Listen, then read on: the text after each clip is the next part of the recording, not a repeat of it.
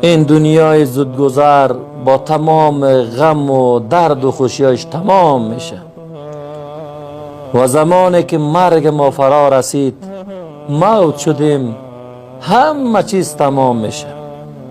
همین که چشم خود را بسته کردیم از دنیا رفتیم، همه چیز تمام میشه. قدرت، شهرت، ثروت، همه چیز. و روزی میآید که هیچ چیز جز اعمال صالحه ما به درد ما نمیخوره و همه ما به ملاقات الله سبحانه و تعالی می رویم. چی یک روزی هست. خوشا به حال کسایی که در این دنیا مطابق قرآن و سنت زندگی می کنند، به شیوه رسول الله صلی الله علیه و سلم زندگی می کنند، از تعصب و قوم پرستی و خودنمایی و غرور و تکبر و صدها گناه به دور هستند. او روز روزی است که هیچ چیزی نفع نمی رساند. یوم لا ینفع مال ولا بنون.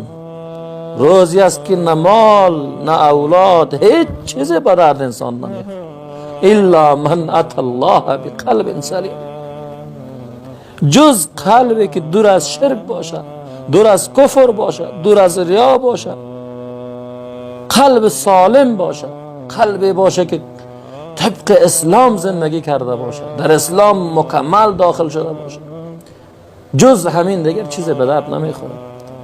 من و شما پیرو او پیغمبری هستیم، رسول الله صلی الله علیه و سلم، کسی که از شدت گرسنگی روزهای میشد که تا شام به خود میپیچید، حتی یک خرما بر خوردن پیدا نمیکرد، در حالی که انواع هدیه ها برش می آمد. چقدر برش میتونست که از هر کس بخواید جانشان فدا بکنن، اما چیزی برای خود نمیخواست.